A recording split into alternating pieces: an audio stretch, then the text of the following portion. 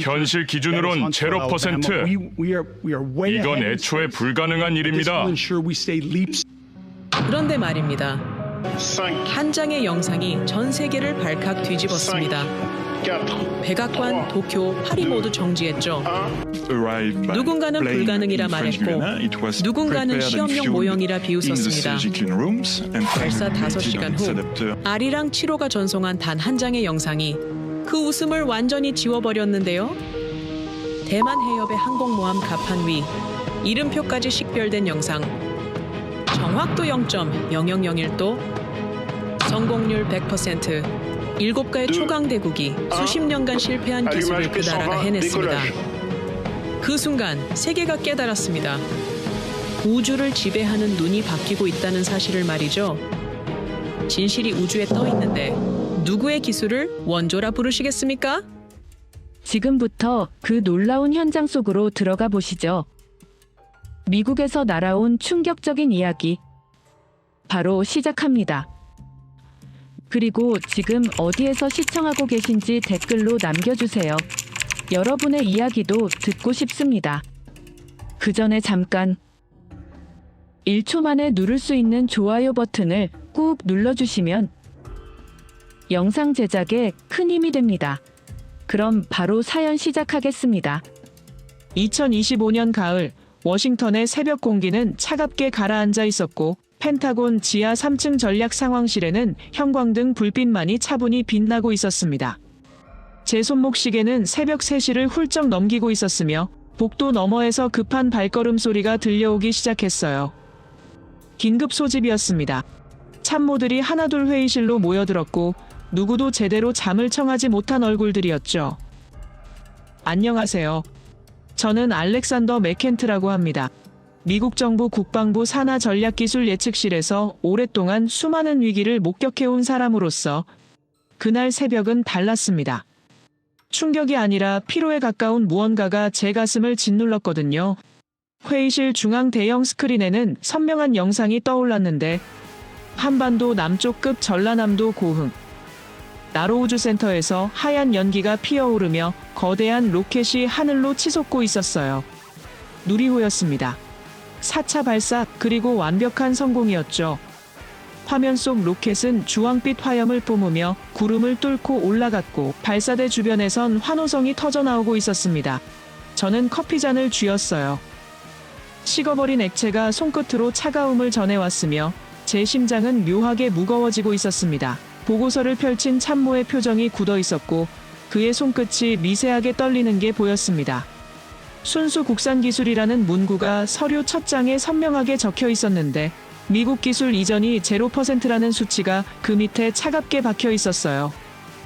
엔진부터 제어 시스템까지 전부 자체 개발이었고 우리가 관여한 부분은 단 하나도 없었습니다. 회의실 안 공기가 순식간에 무거워졌어요. 30년이었습니다. 정확히 1950일간 우리가 유지해온 기술 통제 체계가 무너지는 소리가 들린 것이죠. 그런데 말입니다. 이건 단순한 로켓 발사가 아니었어요. 한국은 이미 수년 전부터 우리 눈을 피해 독자적인 길을 걷고 있었는데 회의실 한쪽에서 누군가 한숨을 내쉬며 저는 그 한숨 속에 담긴 의미를 너무도 잘 알고 있었습니다. 패권의 피로였어요. 세계 최강이라 불리는 나라가 느끼는 통제력 상실의 순간이었죠. 화면이 전환됐는데 이번엔 데이터 그래프였어요. 한국의 우주개발 연역이 시간순으로 펼쳐졌는데 1993년부터 시작된 그 긴 여정이 한눈에 들어왔습니다. 나로호 실패, 재도전, 그리고 누리호 탄생. 매번 실패할 때마다 우리는 안도했었죠. 하지만 그들은 멈추지 않았습니다. 발칵 뒤집힐 만한 속도로 기술을 축적했고 오늘날 우리 앞에 완성된 발사체로 서 있었어요. 전 세계에서 독자 발사체를 보유한 나라가 손에 꼽을 정도라는 사실이 회의실을 더욱 침묵하게 만들었습니다. 미국, 러시아, 중국, 유럽 우주국, 일본, 인도, 그리고 이제 한국이 그 명단에 올라섰어요. 아시아에서 한국은 일본에 이어 두 번째였지만 순수 독자 기술이라는 측면에서는 오히려 앞서 있었습니다. 저는 창밖을 바라봤습니다. 워싱턴의 하늘은 여전히 어두웠으며 국회의사당 돔이 희미하게 보였어요. 저 건물 안에서 수많은 결정이 내려졌고 세계의 질서가 만들어졌죠. 하지만 어쩌면 그 질서는 생각보다 훨씬 빠르게 변하고 있었는지도 모릅니다. 한국이라는 작은 나라가 전쟁의 폐허에서 일어난 그 나라가 이제 우주로 나아가고 있었으니까요. 제 머릿속엔 한 문장이 맴돌았습니다. 또 한국이라는 생각이었어요. 옆에 앉은 동료 제임스 윌리엄스가 고개를 끄덕이며 씁쓸하게 웃는 게 보였고 그의 눈빛엔 제가 느끼는 것과 같은 감정이 담겨 있었습니다. 이번엔 다르다는 직감이었죠. 반도체, 조선, 자동차, 배터리, 한국은 이미 수많은 분야에서 우리를 앞질렀거든요. 그리고 이제 우주까지. 이렇게까지 빠를 줄은 솔직히 예상하지 못했습니다. 회의실 분위기는 무겁게 가라앉았고 누구도 쉽게 말을 꺼내지 못했습니다. 화면 속 누리호는 이미 1단 분리에 성공했으며 2단 엔진이 점화되고 있었어요. 완벽한 비행이었습니다. 궤도 진입까지 남은 시간은 채 5분도 되지 않았죠. 저는 손목시계를 다시 봤습니다. 새벽 4시 10분, 한국에선 지금 오후 6시쯤 될 거예요. 그곳 사람들은 환호하고 있을 겁니다. 자신들의 기술로 우주에 닿았다는 자부심으로 말이죠. 보고서 마지막 장에는 명확한 결론이 적혀 있었습니다. 30년간 유지해온 통제 체계가 무너졌다는 내용이었고 한국이 이제 우리 허락 없이도 우주로 나갈 수 있게 됐다는 분석이었어요. 그 문장이 주는 무게감은 상상 이상이었습니다. 모두를 위해 우리가 지켜온 질서, 기술 확산을 막고 안보를 유지하기 위해 만든 그 체계가 한순간에 의미를 잃어버렸거든요. 저는 생각했습니다. 결국 기술은 통제할 수 없는 것인지도 모른다고요. 아무리 강력한 나라라도, 아무리 촘촘한 규제를 만들어도 인간의 의지와 열정은 그 모든 걸 뚫고 나가는 법이니까요. 한국 과학자들이 밤을 새워가며 계산하고 실험했을 장면이 눈앞에 그려졌습니다. 실패를 딛고 일어서며 다시 도전했을 그 순간들이 말이에요. 화면 속 누리호가 마침내 목표 궤도에 진입했습니다.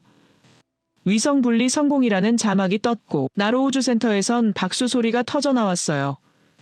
저는 그 박수 소리를 들으며 묘한 감정에 휩싸였습니다.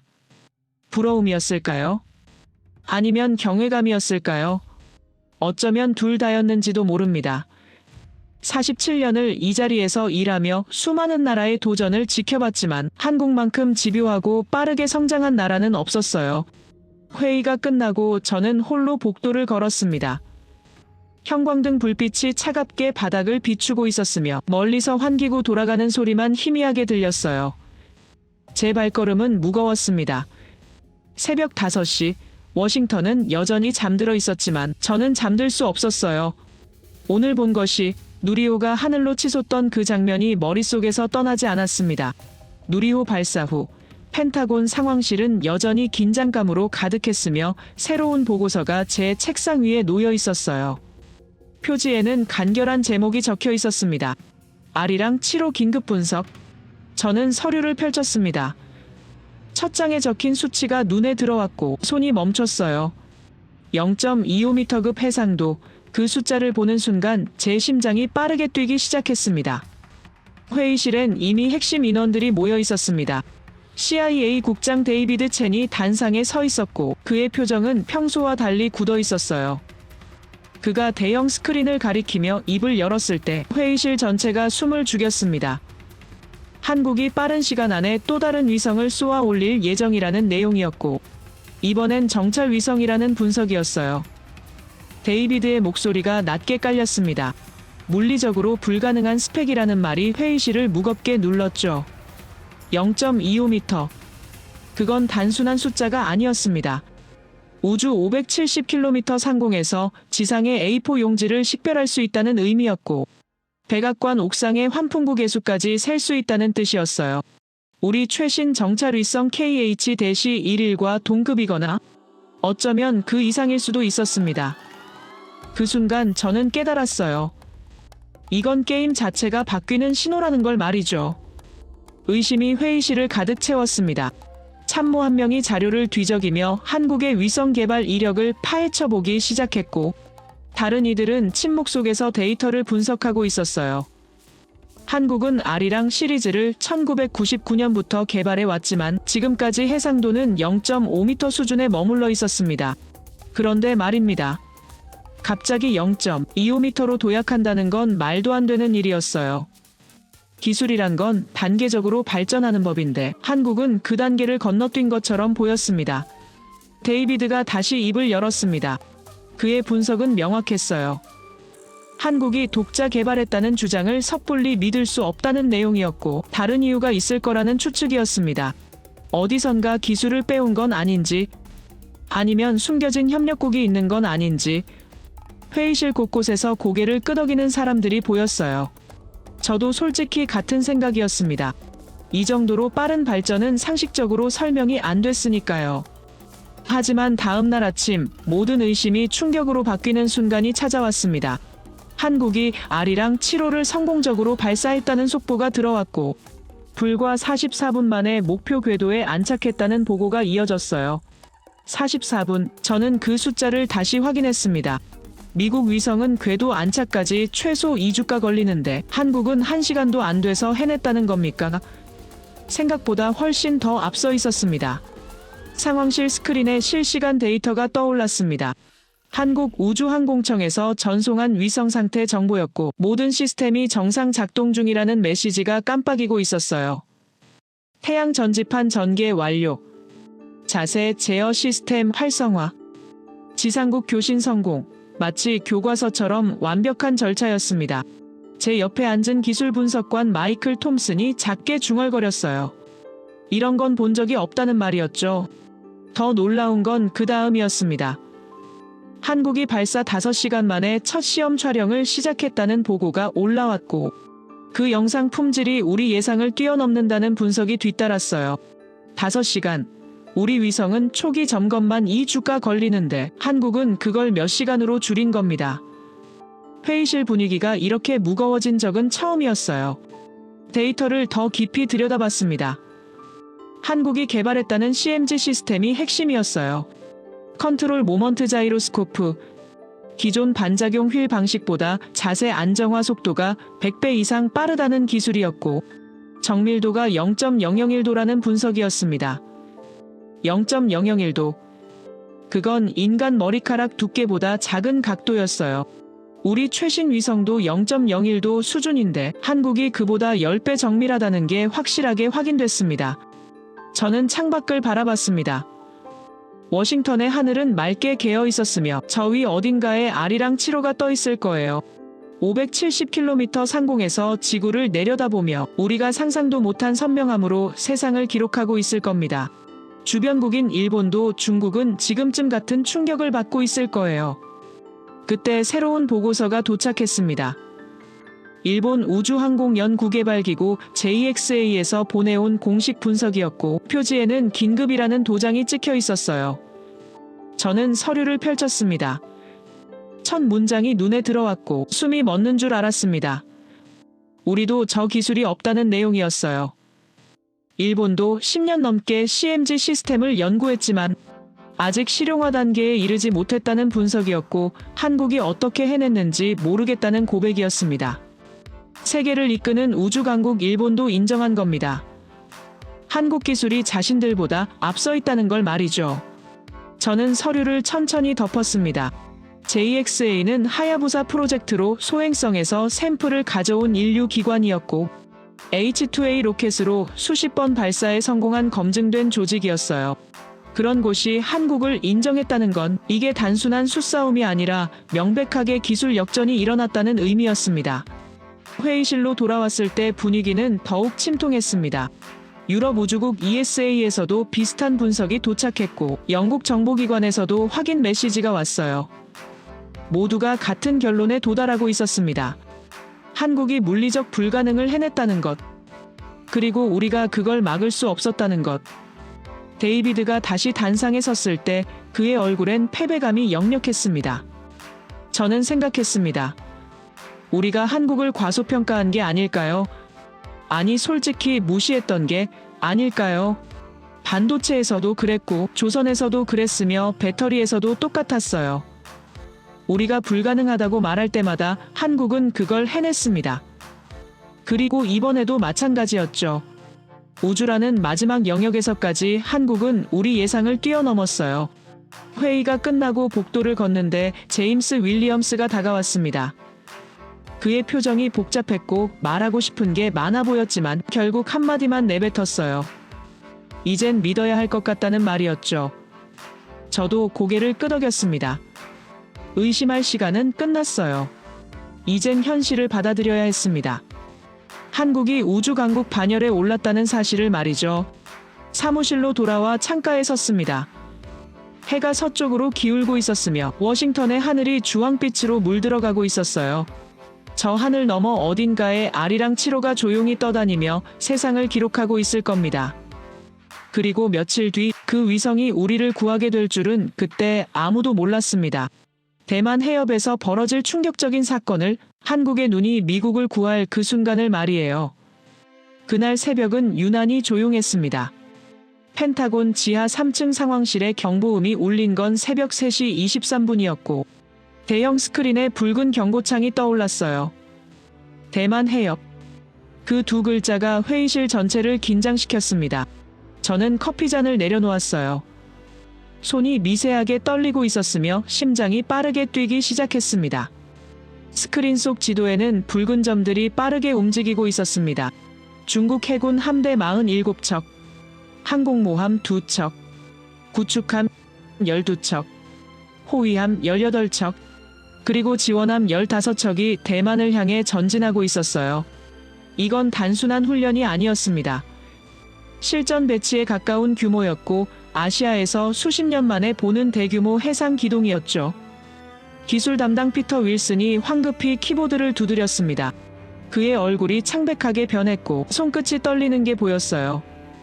위성 상태를 확인하던 그가 고개를 들었을 때 회의실 전체가 얼어붙었습니다.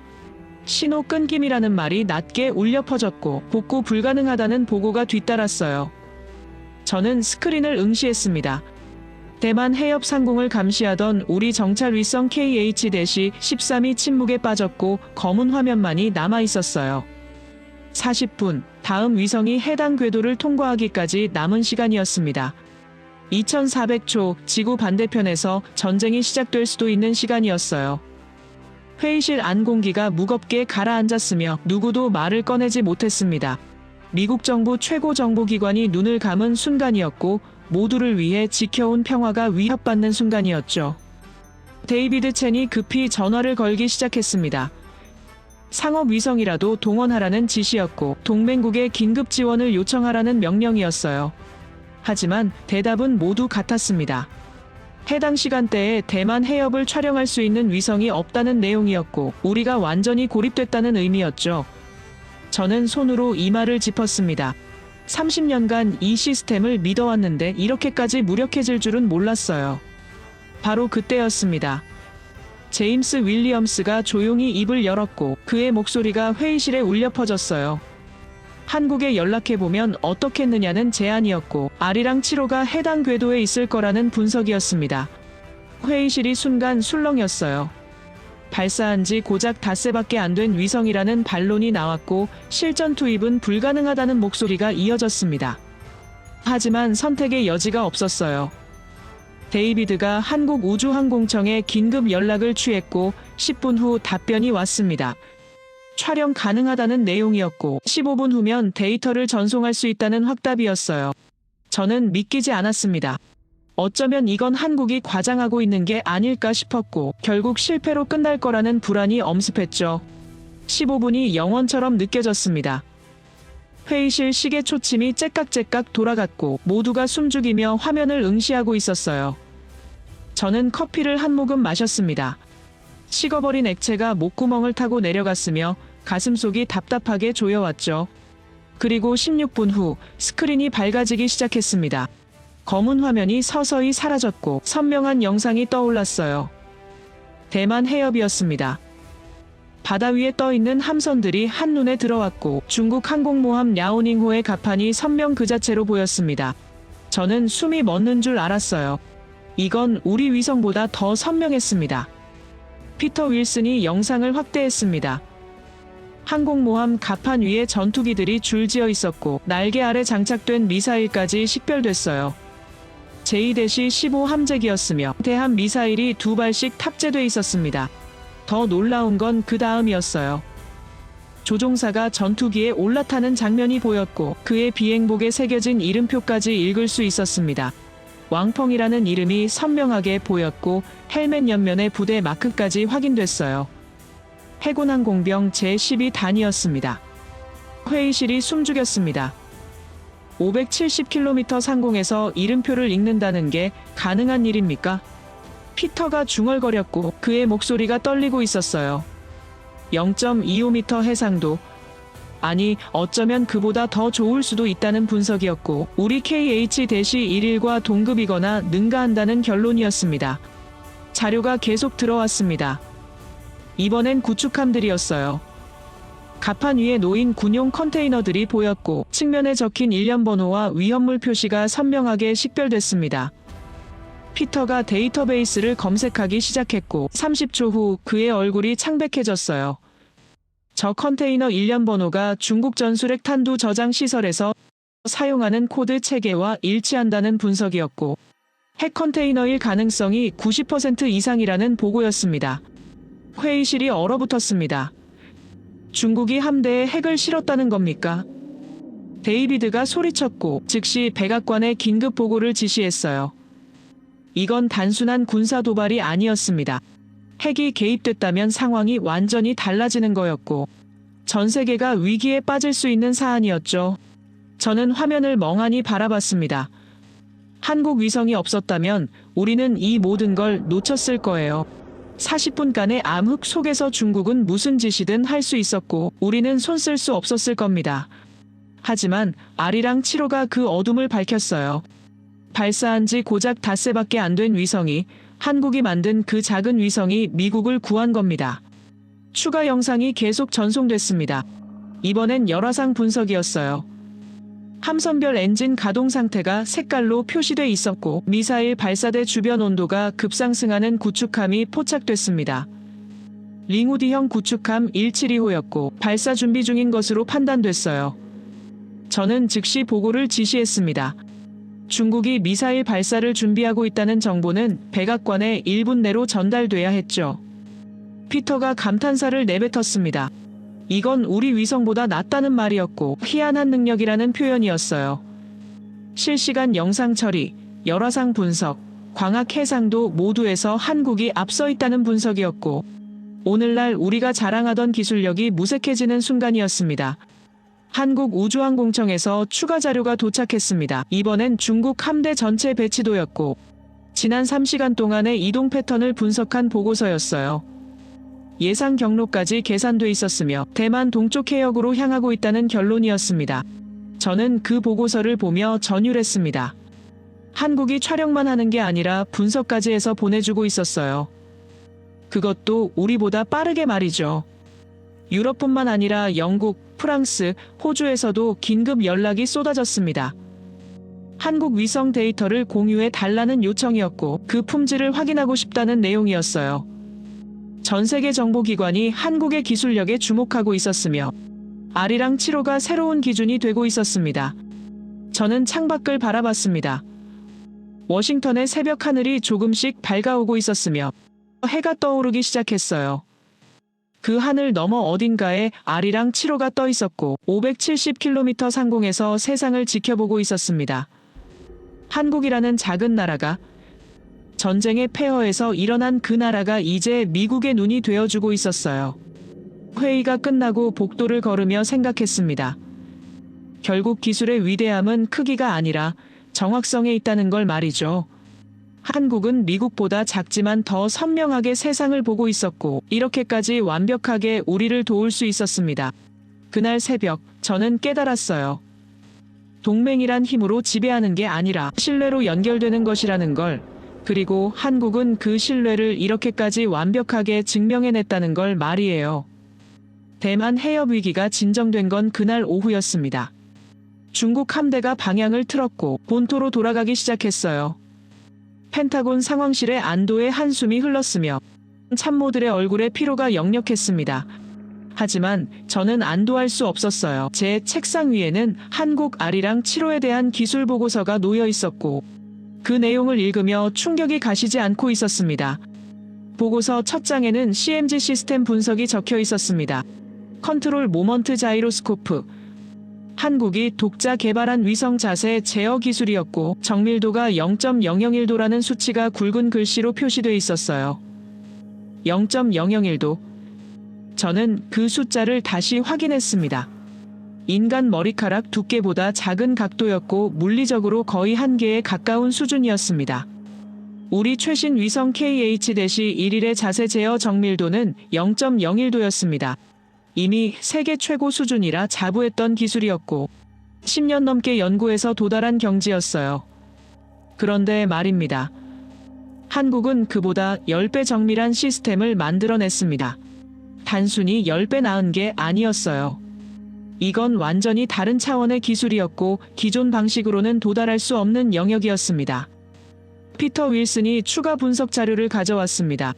그의 표정이 복잡했고 말하기 망설이는 듯 보였어요.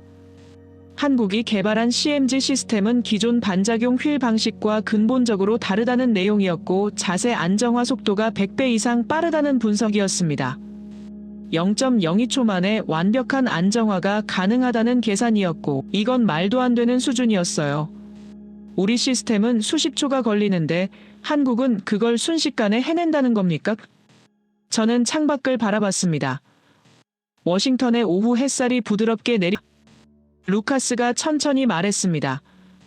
한국 아리랑 7호는 물리적 불가능을 해낸 기적이라는 표현이었고 유럽 기술진 전체가 같은 결론에 도달했다는 내용이었어요.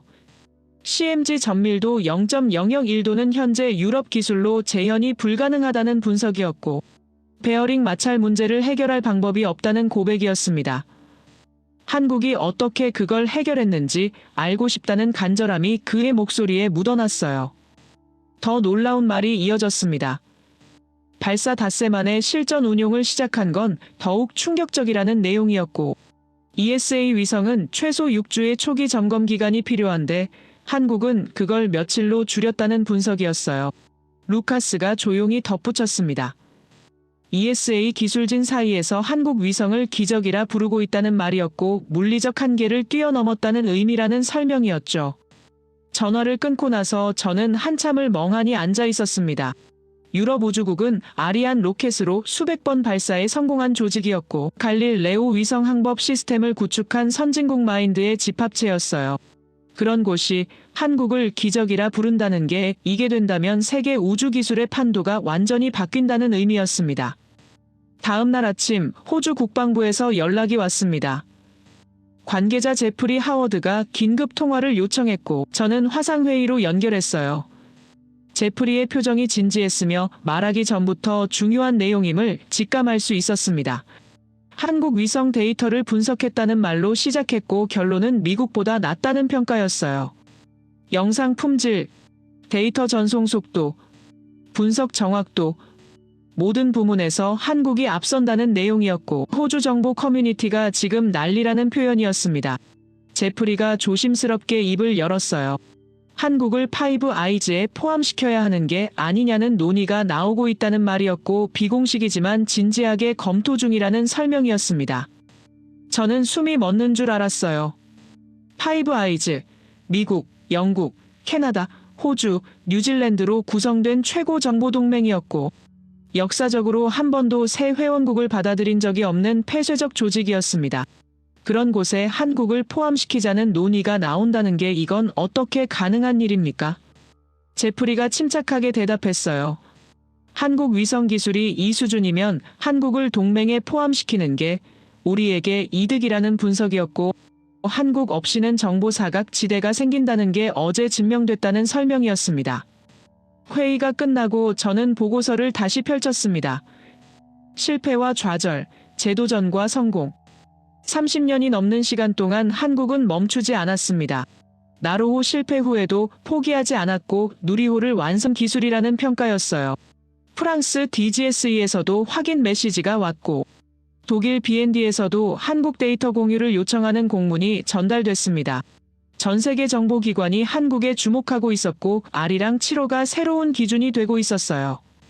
저는 창가에 서서 워싱턴 하늘을 바라봤습니다.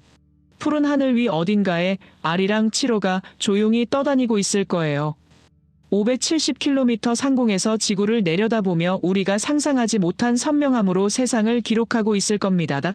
한국은 배운 게 아니라 넘어섰어요. 우리를 따라온 게 아니라 새로운 길을 개척했습니다. 그리고 이제 그 길이 세계의 기준이 되고 있었죠. 47년을 이 자리에서 일하며 수많은 기술 혁신을 목격했습니다. 하지만 한국만큼 빠르고 완벽하게 독자 기술을 완성한 나라는 없었어요. 패권은 통제로 유지되는 게 아니라 존중으로 연결되는 것이라는 걸 그날 오후 저는 깨달았습니다. 한국이 보여준 건 단순한 기술력이 아니었어요. 신념의 승리였고 끈기의 결실이었으며 독립의 완성이었습니다. 며칠 후 펜타곤에는 예상치 못한 방문객이 찾아왔습니다. 일본 외무성 고위 관계자 요시다 켄조였고 그의 얼굴에는 분노와 배신감이 역력했어요. 저는 회의실에서 그를 맞이했습니다. 악수를 나누는 그의 손이 차갑게 식어 있었으며 눈빛은 무언가를 따지려는 듯 날카로웠어요. 요시다가 서류 가방에서 두툼한 문서를 꺼냈습니다. 한미 관세 협상 최종안이었고 일본이 미국에 제공하기로 한 조건들이 상세히 적혀 있었어요. 5,500억 달러, 우리 돈으로 약 800조 원에 달하는 엄청난 금액이었으며 투자 형태로 지급하기로 합의했다는 내용이었습니다. 그런데 말입니다. 문제는 그 돈을 어디에 쓸지 오로지 미국이 결정한다는 조항이었어요. 요시다의 목소리가 낮게 깔렸습니다. 72시간 동안 협상했다는 말이었고 일본이 모든 걸 양보했다는 표현이었어요. 투자처 결정권도 없고 수익 배분도 9대1로 미국이 가져가는 조건이었으며 90일 내 현금화해야 하는 압박까지 받았다는 설명이었습니다. 그의 손이 서류를 움켜쥐며 떨리고 있었고 이게 동맹이냐는 질문이 목구멍까지 올라와 있는 듯 보였어요. 저는 그 문서를 받아들었습니다. 읽으면 읽을수록 일본이 얼마나 불리한 조건을 받아들였는지 명확했어요. 투자는 전부 일본이 하는데 수익은 미국이 가져가는 구조였고 심지어 투자 실패 시 책임도 일본이 지는 조항까지 있었습니다. 누가 봐도 일방적인 계약이었고 역사적으로 유례없는 불평등 협정이었어요. 그때 제임스 윌리엄스가 다른 서류를 가져왔습니다. 한미 관세 협상 결과였고 비교하라는 듯 제 앞에 놓았어요. 저는 두 문서를 나란히 펼쳤습니다. 한국은 총 3,500억 달러였으며 그중 현금은 2,000억 달러, 나머지 1,500억 달러는 조선업 협력으로 마스가 사업에 투자하는 조건이었습니다. 더 놀라운 건 투자처를 한국이 결정한다는 조항이었고 문제 발생 시 회수 가능한 안전장치까지 마련돼 있었어요. 요시다의 얼굴이 더욱 굳어졌습니다. 그가 조용히 물었어요. 한국은 어떻게 이런 조건을 받아냈느냐는 질문이었고 일본과 한국의 차이가 무엇이냐는 따짐이었습니다. 미국 측에선 아무도 대답하지 않았어요. 회의실에 무거운 침묵만 흘렀고 요시다의 시선이 저를 향했습니다. 어쩌면 대답은 이미 정해져 있었는지도 모릅니다. 한국은 아리랑 7호로 우리를 구했고 일본은 그저 돈만 냈어요. 기술력과 신뢰, 그게 협상 테이블에서 얼마나 중요한지를 한국이 증명했으며 일본은 그걸 보여주지 못했습니다. 기술적으로 한국이 앞서 있다는 사실이 협상력으로 연결됐고 결국 조건의 차이로 나타난 거였어요. 요시다가 마지막 카드를 꺼냈습니다. 핵잠수함 개발 승인에 대한 일본의 오랜 요청서였고 20년 넘게 미국의 로비에 온 내용이었어요. 일본은 핵연료 재처리까지 승인받은 특혜국이었으며 미국의 최고 우방 중 하나였습니다. 그런데 말입니다. 핵잠만큼은 절대로 승인이 나지 않았고 이번에도 거부당했다는 사실이 요시다를 더욱 분노하게 만들고 있었어요. 그리고 바로 그 순간 한국의 핵잠수함 개발이 전격 승인됐다는 소식이 펜타곤을 뒤흔들었습니다. 요시다가 그 뉴스를 접한 건 회의실을 나가기 직전이었고 복도에서 멈춰섰어요. 그의 얼굴이 창백하게 변했으며 손에 들고 있던 서류가 바닥에 떨어졌습니다. 72시간 충성했는데 결혼은 한국과 한다는 표현이 그의 입에서 흘러나왔고 이게 된다면 일본의 자존심이 완전히 무너진다는 절규였어요. 저는 요시다의 뒷모습을 바라봤습니다. 인류 국가로 자부하던 일본이 한국에 밀렸다는 사실을, 기술에서도 협상에서도 뒤처졌다는 현실을 받아들이기 힘들어하는 모습이었어요. 그는 천천히 복도를 걸어나갔고 다시는 돌아보지 않았습니다. 회의실로 돌아왔을 때 새로운 보고서가 도착해 있었습니다. 중국 군부 내부 정보였고 대만 해협 사태에 대한 분석이었어요. 베이징 중앙군사위원회와 전선 지휘부 간에 심각한 갈등이 있었다는 내용이었으며 아무도 대답하지 못했습니다. 아리랑 7호가 없었다면 중국 내부의 균열조차 파악하지 못했을 거예요. 추가 정보가 들어왔습니다. 베이징에서 긴급회의가 소집됐다는 내용이었고 강경파 장성들이 문책받고 있다는 분석이었어요. 중국 중앙은 한국 위성이 모든 걸 포착했다는 사실에 충격받았으며 더 이상 은밀한 군사작전이 불가능하다는 결론에 도달했다는 보고였습니다. 지정학 리스크가 완전히 재편되고 있었고 그 중심에 한국이 있었어요. 저는 지도를 펼쳤습니다. 동아시아 전체가 한눈에 들어왔고 한국, 일본, 중국의 위치가 선명했어요. 역사적으로 이 지역은 강대국들의 각축장이었으며 한국은 항상 그 사이에서 살아남아야 했습니다. 하지만 이제는 달랐어요. 한국이 기술로 균형의 중심이 됐고 아리랑 7호가 새로운 질서를 만들어내고 있었습니다. 제임스가 다가와 조용히 말했어요. 동맹의 의미가 바뀌고 있다는 표현이었고 이젠 한국 없이는 이 지역 안보가 불가능하다는 분석이었습니다. 저는 고개를 끄덕였어요. 일본이 돈으로 충성을 증명하려 했다면, 한국은 기술로 신뢰를 쌓았고 중국이 힘으로 위협하려 했다면 한국은 정밀함으로 대응했습니다. 다음 날 백악관에서 공식 발표가 있었습니다. 한국과의 우주정보 공유 협정 체결이었고 기술 동맹 강화라는 표현이었어요. 발표문에는 한국의 아리랑 7호가 중요한 역할을 했다는 내용이 포함됐으며 앞으로 긴밀히 협력할 것이라는 약속이 담겨 있었습니다. 저는 발표문을 읽으며 생각했습니다. 요시다의 절규가 떠올랐고 중국 강경파의 독단이 생각났어요. 일본은 72시간 충성했지만 결과는 불평등이었고 중국은 힘으로 밀어붙였지만 내부 균열만 드러났습니다.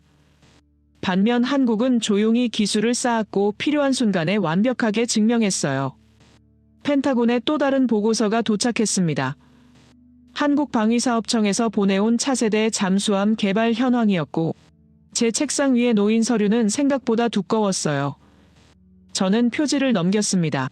도산 안창호급 배치 3함 4,500톤급 설계 완료. 그 문구를 보는 순간 묘한 기시감이 들었습니다.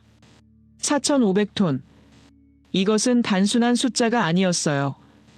핵잠수함의 표준 배수량이었고 한국이 애초에 이 규격으로 설계를 진행하고 있었다는 의미였습니다. 저는 날짜를 확인했어요. 설계 시작이 2022년, 핵잠 프로젝트 공식 승인은 2025년이었습니다. 어쩌면 한국은 승인 여부와 관계없이 이미 준비하고 있었던 게 아닐까요? 피터 윌슨이 추가 자료를 가져왔습니다. 한국 조선소에서 매주 진행하는 건조 시뮬레이션 보고서였고 비밀리에 수십 차례 테스트를 반복했다는 내용이었어요. 선체 형상부터 추진 시스템까지 핵잠수함 사양에 최적화돼 있었으며 마치 타임머신을 타고 와서 미리 귓속말이라도 들은 것처럼 완벽한 준비 상태였습니다. 저는 손으로 이마를 짚었습니다. 수백 년 전부터 해양 강국이었던 한국의 DNA가 떠올랐어요. 조선시대 거북선으로 왜구를 물리쳤고 현대에 와서는 세계 1위 조선업으로 바다를 지배했습니다. 그리고 이제 핵잠수함으로 아시아의 중심이 되려 하고 있었어요. 점진적으로 쌓아온 기술이 미래를 향해 폭발하는 순간이었습니다. 제임스 윌리엄스가 지도를 펼쳤습니다. 동해와 서해가 한눈에 들어왔고 한국 잠수함 작전 구역이 표시돼 있었어요. 일본 해상자위대 배치 현황과 비교하면 흥미로운 그림이 그려졌습니다. 일본은 이지스함 8척, 재래식 잠수함 22척을 보유하고 있었으며 확실히 전력상 우위에 있었어요. 비록 한국 해군이 우수하다 해도 숫자에서는 밀리는 상황이었습니다. 그런데 말입니다. 핵잠수함이 배치되면 이 균형이 완전히 무너진다는 분석이 나왔어요. 제임스가 시뮬레이션 결과를 보여줬습니다. 한국 핵잠 4척만으로도 일본 전체 함대를 무력화할 수 있다는 계산이었고, 이것은 단순한 추정이 아니라 정밀한 작전 계획이었습니다. 바다 밑 깊은 곳에서 몇 달씩 잠복하며 일본 이지스함의 소나를 피해 이동하는 시나리오였고, 언제든 타격 가능한 위치를 선점하는 전략이었어요. 벤자민 카터가 일본 반응 보고서를 건넸습니다. 도쿄가 앞 다투어 미국에 항의하고 있다는 내용이었고, 한국 핵잠 승인을 철회해달라는 요청이 쏟아지고 있다는 분석이었어요. 하지만 미국 측에선 이미 결정된 사안이라며 정중히 거절했고, 일본은 고립감을 느끼고 있다는 보고였습니다. 저는 창밖을 바라봤습니다. 워싱턴의 오후 햇살이 부드럽게 내리쬐고 있었으며, 멀리 포토맥 강이 은빛으로 빛나고 있었어요. 부러운 풍경이었습니다. 한국도 지금쯤 저런 평화로운 오후를 보내고 있겠죠. 하지만 그 평화 아래에서는 엄청난 준비가 진행되고 있었어요. 하늘에서는 아리랑 7호가, 바다 아래에서는 핵잠수함이 말이죠. 추가 정보가 들어왔습니다. 한국이 핵잠수함 10척 건조를 목표로 하고 있다는 내용이었고, 이는 중국 핵잠 전력을 감시하기 위한 규모라는 분석이었어요. 중국은 현재 14척의 핵잠을 보유하고 있었으며 서태평양 전역에 배치하고 있었습니다. 한국 핵잠 10척이면 중국 함대를 1대1로 추적하며 견제할 수 있는 수준이었고, 누구도 넘볼 수 없는 해양 전력이 되는 겁니다. 피터가 북한 관련 분석도 추가했습니다. 한국 핵잠이 동해와 서해에 배치되면 북한의 미사일 발사 징후를 실시간으로 포착할 수 있다는 내용이었고, 잠수함 발사 탄도미사일 SLBM 10발을 탑재한 채 바닷속 깊은 곳에서 몇 달씩 작전 수행이 가능하다는 계산이었어요. 이게 된다면 한반도 지정학 리스크가 완전히 재편된다는 의미였습니다. 저는 보고서를 덮었습니다. 손이 미세하게 떨리고 있었으며 가슴속이 복잡했어요. 한국은 하늘을 장악한 뒤 바다를 준비하고 있었습니다. 아리랑 7호로 우리를 구한 지 며칠 만에 핵잠수함으로 아시아의 중심이 되려 하고 있었어요. 어쩌면 이건 우연이 아니라 치밀한 계획이었는지도 모릅니다. 다음 날 백악관에서 공식 발표가 있었습니다. 한국과의 잠수함 기술 협력 양해 각서 체결이었고, 핵 추진 시스템에 대한 정보 공유를 시작한다는 내용이었어요. 발표문에는 한국이 직접 설계한 4,500톤급 선체를 기반으로 한다는 조항이 포함됐으며, 미국은 핵연료 공급과 추진 시스템 자문만 제공한다는 설명이었습니다. 제임스가 조용히 말했습니다. 이건 기술 이전이 아니라 협력이라는 표현이었고, 한국이 이미 대부분을 준비해 놨다는 의미라는 설명이었어요. 저는 고개를 끄덕였습니다. 애초에 한국은 도움을 구한 게 아니라 확인을 받으려 한 거였어요. 자신들이 만든 설계가 맞는지, 준비한 시스템이 작동할지 말이죠.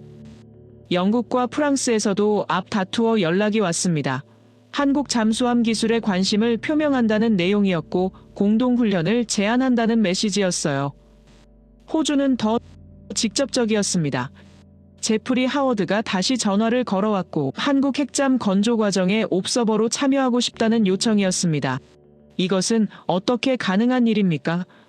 한국이 아직 한 척도 만들지 않았는데 벌써 세계가 주목하고 있다는 게 말이죠. 저는 사무실 창가에 섰습니다. 워싱턴의 저녁 하늘이 붉게 물들어가고 있었으며 해가 서쪽으로 기울고 있었어요. 저 하늘 너머 태평양 건너편에 한국이 있었고, 그곳에서는 새로운 역사가 만들어지고 있었습니다. 하늘의 아리랑 7호, 바다의 핵잠수함, 한국은 입체적으로 세상을 지배하려 하고 있었어요. 충격적인 진실은 이것이었습니다. 한국이 우리에게 허락을 구한 게 아니라 우리가 한국을 필요로 하게 됐다는 사실이었어요. 대만 해협에서 우리 위성이 먹통일 때 한국이 구했고, 미래의 중국 핵잠이 움직일 때도 한국이 추적할 겁니다. 동맹이란 이런 게 아닐까요? 서로가 서로를 필요로 하고 존중하는 관계 말이죠. 47년을 이 자리에서 일하며 수많은 나라를 봤습니다. 하지만 한국만큼 완벽하게 준비하는 나라는 없었어요. 하늘을 장악한 뒤 바다로 내려가고 점진적으로 모든 걸 완성해가는 모습이 경이로웠습니다. 그날 저녁 저는 깨달았어요. 한국은 배우는 나라가 아니라 가르치는 나라가 됐다는 걸. 그리고 우리는 이제 그들에게서 배워야 한다는 걸 말이죠. 백악관 브리핑룸에 세계 언론이 모인 건 일주일 후였습니다. 저는 기자석 뒤편에 서 있었고 대통령이 단상에 오르는 모습을 지켜봤어요.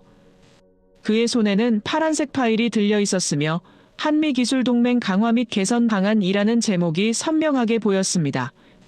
플래시가 터졌고 카메라 셔터 소리가 회의장을 가득 채웠어요. 대통령이 입을 열었습니다.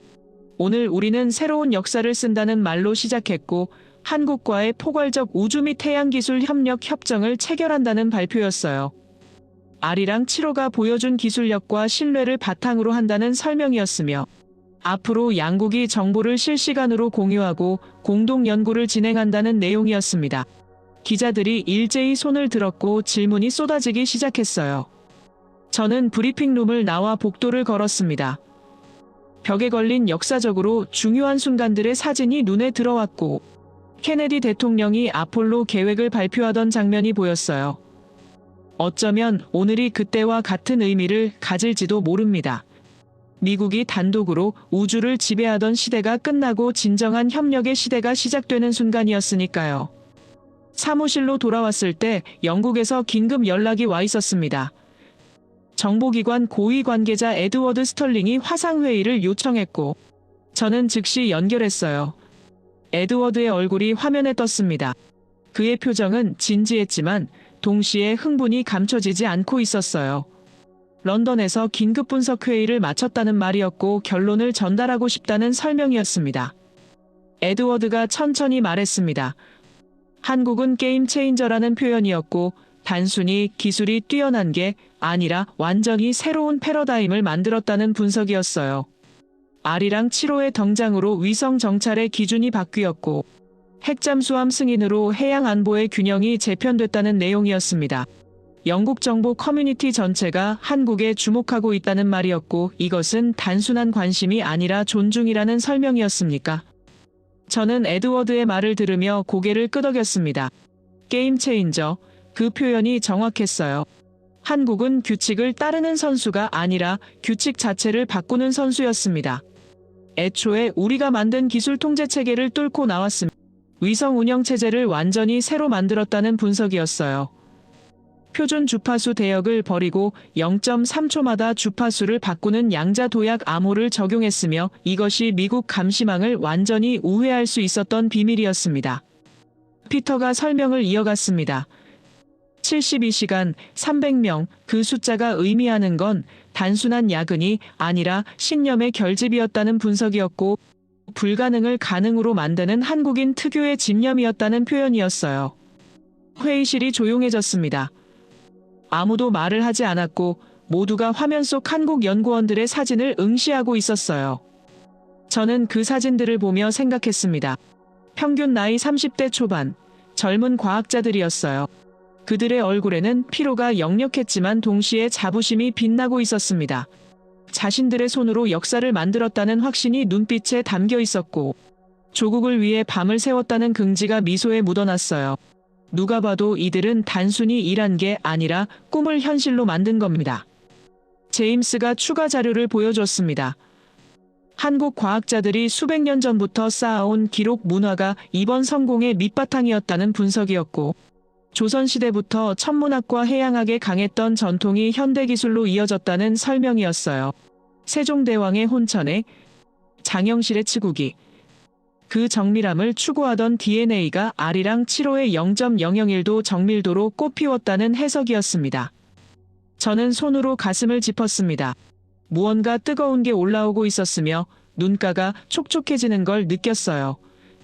47년을 이 자리에서 일하며 수많은 기술을 봤지만 이렇게 감동받은 적은 없었습니다. 한국 과학자들의 72시간은 단순한 작업 시간이 아니라 한 민족의 영혼이 응축된 시간이었고 전쟁의 폐허에서 일어나 우주로 나아간 여정의 정점이었어요. 벤자민 카터가 국제 반응을 정리해서 보고했습니다. 유럽뿐만 아니라 일본, 호주, 캐나다 전 세계 정보기관이 한국을 새로운 기준으로 인정하고 있다는 내용이었고, 앞 다투어 협력을 요청하고 있다는 분석이었어요. 특히 프랑스가 직접 대통령 특사를 한국에 파견했다는 소식이었고 우주기술공동연구를 제안했다는 보고였습니다. 저는 창밖을 바라봤습니다. 워싱턴의 하늘이 맑게 개어 있었으며 구름 한 점 없이 푸르렀어요. 저 하늘 너머 570km 상공에 아리랑 7호가 떠 있었고 점진적으로 세상을 바꾸고 있었습니다. 누구도 넘볼 수 없는 기술력으로 아시아의 중심이 됐으며 이제 세계가 그들을 따라가고 있었어요. 그날 저녁 저는 혼자 남아 보고서를 정리했습니다. 한 달간의 사건들이 주마등처럼 스쳐 지나갔어요. 누리호 발사, 아리랑 7호 성공, 대만 해협 위기, 핵잠 승인, 그 모든 순간에 한국이 있었고 매번 우리의 예상을 뛰어넘었습니다. 부러운 나라였습니다.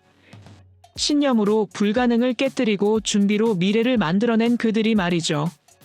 책상 위에 놓인 마지막 서류를 펼쳤습니다. 한국 대통령이 보낸 친서였고 정중히 협력을 제안하는 내용이었어요. 패권이 아닌 동반자로, 통제가 아닌 신뢰로 함께 나아가자는 메시지였으며 확실히 새로운 시대를 여는 초대장이었습니다. 저는 그 친서를 가슴에 품었어요. 이게 된다면 우리가 잃어버린 무언가를 되찾을 수 있을 것 같았습니다. 존중, 그 단어가 떠올랐습니다. 두려움보다 깊은 감정이었고 경쟁보다 가치 있는 관계였어요. 한국이 우리를 이긴 게 아니라 함께 가자고 손을 내민 겁니다. 그 손을 잡는 순간 저는 깨달았어요. 진정한 강대국은 힘으로 지배하는 나라가 아니라 존중으로 연결되는 나라라는 것을. 그리고 한국은 바로 그런 나라가 되고 있다는 것을 말이죠. 주말이 지나고 펜타곤 지하 3층 시뮬레이션 센터에 도착했을 때 저를 포함해서 15명이었고 비밀리에 한국해양전력 예측 프로젝트 최종 보고회에 참석했어요. 거대한 스크린이 벽 전체를 덮고 있었으며 한반도 주변 해역이 3차원으로 펼쳐져 있었습니다. 피터 윌슨이 발표를 시작했어요. 오늘날 우리가 주목해야 할 건 한국의 현재가 아니라 미래라는 말이었고 그들이 보유할 전력을 시뮬레이션으로 예측했다는 설명이었어요. 화면에 도산 안창호급 잠수함 설계도가 떠올랐습니다. 4,500톤급 리튬이온 배터리 21일 잠항 능력이 표시됐고 세계 최고 수준의 정숙성이 강조됐어요. 그런데 피터가 다음 화면을 넘겼습니다. 만약 여기에 소형 원자로가 탑재된다면이라는 가정이었어요. 회의실이 긴장했습니다. 모두가 화면을 응시했고 아무도 말을 하지 않았어요. 피터가 시뮬레이션을 실행했습니다. 한국이 핵추진 잠수함 10척을 보유한다는 시나리오였고 각 함정이 동해와 서해 그리고 남해에 배치되는 모습이 펼쳐졌어요. 북한 주요 항구가 빨간색으로 표시됐으며 한국 핵잠이 그 모든 지점을 실시간으로 감시하는 궤적이 그려졌습니다. 제임스가 분석을 덧붙였습니다. 10척이면 충분하다는 계산이었고 교대 운용으로 항상 6척이 작전 가능하다는 설명이었어요. 북한 잠수함 70여 척을 완벽히 추적할 수 있으며 중국 해군의 서해 진입도 차단 가능하다는 결과였습니다. 이렇게까지 정밀한 시뮬레이션은 처음이었고 한국 해군 자료를 바탕으로 만든 거라 신뢰도가 높았어요. 벤자민 카터가 추가 시나리오를 보여줬습니다. 만약 한국이 핵연료 재처리 권한을 얻는다면이라는 가정이었고 화면에 농축 우라늄 생산 시설이 떠올랐어요. 현재 한미 원자력 협정이 2038년에 만료된다는 설명이었으며 재협상 시 한국이 재처리 권한을 요구할 가능성이 높다는 분석이었습니다. 회의실에 긴장이 흘렀어요. 미국 또한 이 문제를 심각하게 받아들이고 있었으며 거부할 명분이 없다는 게 문제였습니다. 저는 손을 들었습니다. 질문이 있다고 말했고 피터가 고개를 끄덕였어요. 한국이 정말 그걸 원하느냐고 물었으며 핵무기 개발 의도가 있느냐는 질문이었습니다. 피터가 대답했어요. 한국은 핵무기가 아니라 에너지 자립을 원한다는 분석이었고 사용 후 핵연료를 재처리해 원전 연료로 재사용하려는 목적이라는 설명이었습니다. 결국 경제 논리였고 안보는 부차적이었어요. 하지만 제임스가 반론을 제기했습니다. 경제 논리만으로 설명되지 않는다는 주장이었고 한국이 완전한 핵 주권을 원한다는 분석이었어요. 아시아에서 유일하게 원전 기술과 잠수함 기술을 모두 보유한 나라가 한국이며 제철이 권한까지 얻으면 사실상 준핵 보유국이 된다는 지적이었습니다. 일본이 격분할 거라는 예측이었고 중국도 반발할 거라는 전망이었어요. 저는 화면 속 시뮬레이션을 지켜봤습니다. 한국 핵잠 열척이 한반도 주변을 순항하고 있었으며 북한 잠수함들이 하나씩 추적당하는 모습이 펼쳐졌어요. 파란색 궤적과 빨간색 궤적이 교차했고 한국이 압도적 우위를 점하고 있었습니다. 이 또한 현실이 될 가능성이 높았고 시간 문제였어요. 한국은 이미 모든 걸 준비했으며 승인만 기다리고 있었습니다. 피터가 마지막 슬라이드를 보여줬습니다. 한국해양전력 로드맵이었고 2030년까지의 계획이 정리돼 있었어요. 핵잠 1호함 진수, 2032년 2호함 취역, 2035년 5호함 작전 배치, 그리고 2040년 10호함 완성이 표시됐습니다. 모든 단계가 구체적이었고 실현 가능성이 높았어요. 한국은 꿈을 꾸는 게 아니라 계획을 실행하고 있었습니다. 회의가 끝난 뒤 저는 혼자 시뮬레이션 센터에 남았습니다. 스크린을 다시 켰고 한국 핵잠 시나리오를 재생했어요. 열척의 잠수함이 바닷속을 미끄러지듯 움직였으며 완벽한 대형을 유지하고 있었습니다. 그 모습이 아름다웠어요. 단순히 군사력이 아니라 한 나라의 의지가 형상화된 것 같았습니다. 저는 생각했습니다.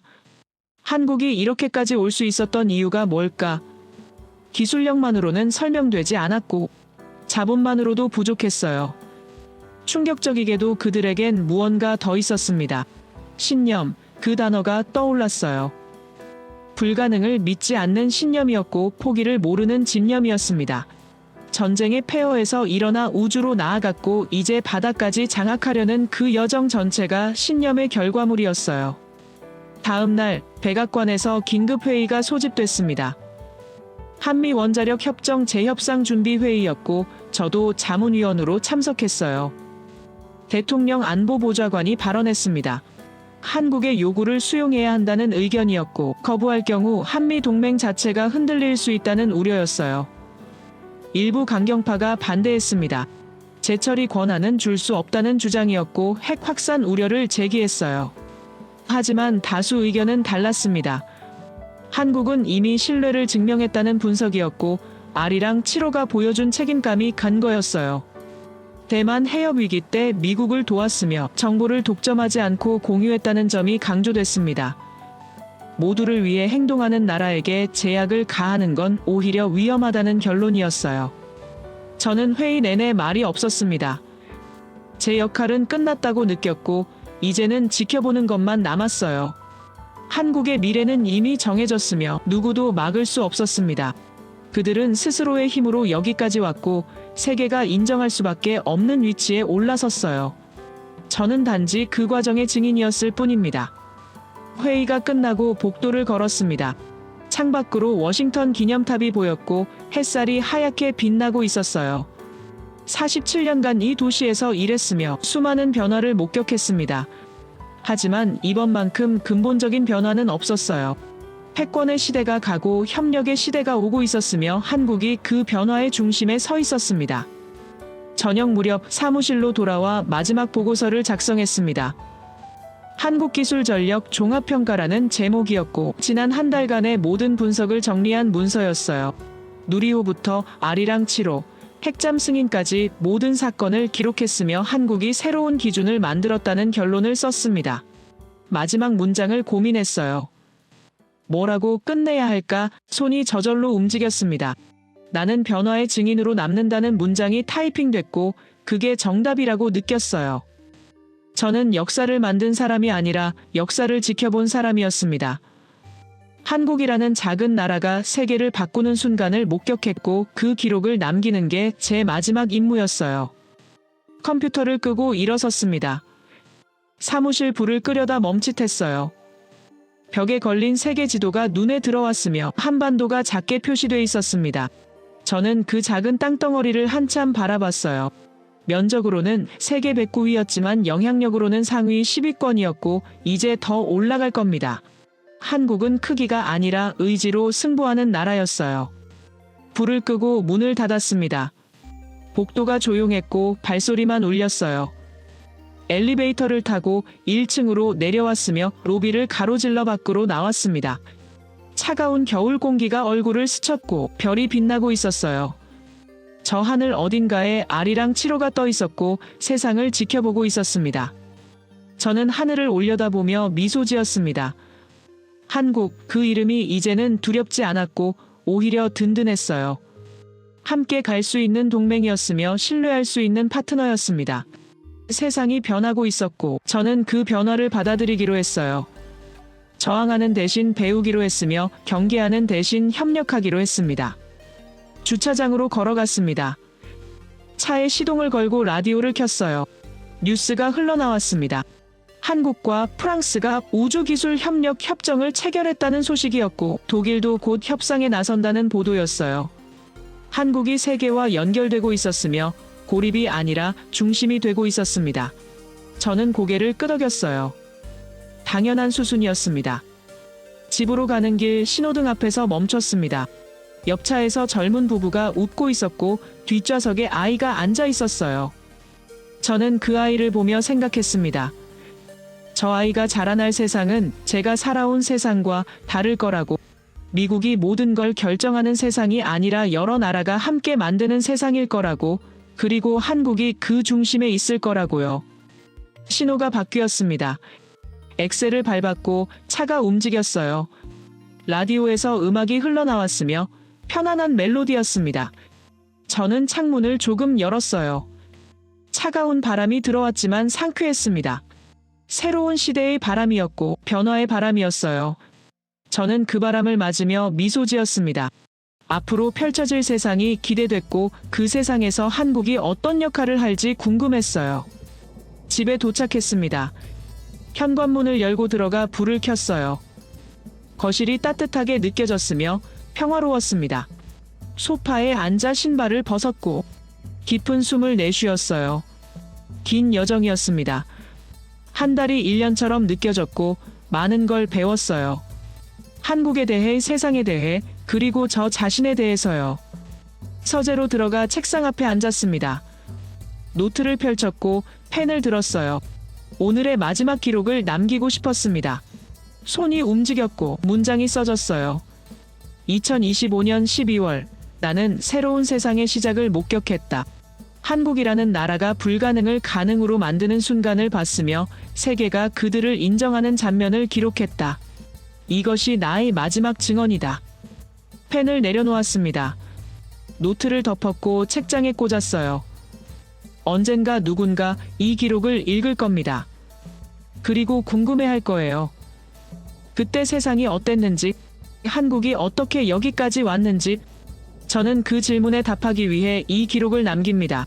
진실을 왜곡하지 않고 있는 그대로 기록했으며 제 감정도 숨기지 않았어요. 불을 끄고 침대에 누웠습니다. 천장을 바라봤고 생각에 잠겼어요. 내일은 어떤 날일까? 한국은 또 어떤 놀라움을 보여줄까? 세상은 어떻게 변할까? 질문들이 꼬리를 물었지만 답은 없었습니다. 하지만 괜찮았어요. 불확실성이 두렵지 않았으며 오히려 기대됐습니다. 눈을 감았습니다. 어둠 속에서 아리랑 7호가 떠올랐고 그 위성이 지구를 도는 모습이 상상됐어요. 한국 과학자들이 72시간 동안 만든 기적이었으며 세상을 바꾼 결과물이었습니다. 저는 그들에게 감사했어요. 저에게 희망을 줬고 미래를 믿게 만들었으니까요. 역사의 한 페이지를 장식한 증인으로 남는다는 건 영광입니다. 한국과 미국이 세계를 이끄는 선도주자가 되었으면 좋겠습니다. 끝까지 제 이야기를 들어주셔서 감사합니다. 모두 안녕히 계세요. 오늘의 사연 어떻게 들으셨나요? 우린 늘 강대국들의 이야기 속에서 세상이 돌아간다고 믿어왔지만 정작 세상을 바꾸는 건 조용히 자신을 준비해온 사람들이 아닐까 생각하게 되네요. 누군가는 불가능하다고 했고 누군가는 아직 멀었다고 비웃었지만 결국 그 말을 뒤집은 건 기술보다도 믿음이었죠. 밤을 새우며 계산하고 실패를 감추지 않고 다시 도전하는 그 마음이 한 나라의 힘이 된다는 걸 우리는 오늘 다시 보게 된 것 같습니다. 하늘 위에서 내려다본 세상은 작지만 그 안에서 만들어지는 변화는 결코 작지 않아요. 우린 늘 누군가의 기준에 맞춰 평가받았지만 이제는 우리가 기준이 되는 시대가 온 건 아닐까요? 우주를 향한 도전이 단순한 기술 이야기가 아니라 우리가 얼마나 멀리 꿈꿀 수 있는가에 대한 증거처럼 느껴집니다. 오늘 이야기를 들으면서 여러분은 어떤 생각이 드셨나요? 한국이라는 이름이 가진 힘은 단지 국력이나 숫자가 아니라 포기하지 않는 마음이라는 걸 다시 한번 느끼게 되네요. 그리고 어쩌면 아직 우리가 모르는 더 큰 이야기가 저 우주 어딘가에서 시작되고 있을지도 모르겠죠. 여러분의 생각을 아래 댓글에 남겨주세요. 그리고 감동적인 사연을 주변 사람들과 공유하고 함께 이야기 나눠보세요. 마지막으로 1초밖에 걸리지 않는 구독과 좋아요, 알림 설정은 영상 제작에 큰 힘이 됩니다. 지금까지 감동을 담아 여러분께 진심을 전하는 감동담기였습니다. 오늘 하루도 행복한 하루 보내세요.